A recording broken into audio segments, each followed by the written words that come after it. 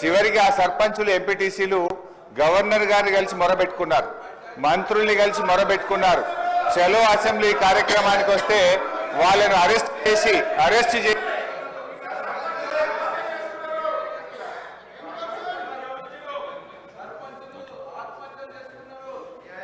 Speaker sir సభను కొంచెం ఆర్డర్లో పెట్టండి. స్పీకర్ సార్ 2 రోజులు మొన్ననే ట్రైనింగ్ ఇచ్చింది, ఇదేనా సార్ ట్రైనింగ్? సార్ అధ్యక్ష, బీఆర్ఎస్ పాలనలో తెలంగాణ పల్లెలు అద్భుతంగా కేసీఆర్ గారి నాయకత్వంలో తీర్చిదిద్దబడ్డాయి.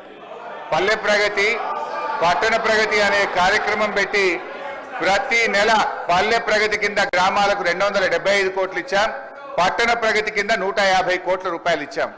కానీ కాంగ్రెస్ ప్రభుత్వం వచ్చిన తర్వాత ఈ ఏడాది కాలంలో పల్లె ప్రగతి, పట్టణ ప్రగతి కింద ఒక్క రూపాయి కూడా గ్రామ పంచాయతీలకు ఇవ్వకుండా పోవడం వల్ల ఈ రోజు ఈ సమస్య వచ్చింది. అధ్యక్ష, ఇది నేను చెప్తున్నది కాదు, కేంద్ర ప్రభుత్వం చెప్పింది. దేశంలో ఉత్తమ గ్రామ పంచాయతీల అవార్డులు ప్రకటిస్తే టాప్ 20 అవార్డ్స్ లో 19 అవార్డులు తెలంగాణ రాష్ట్రానికి వచ్చాయి.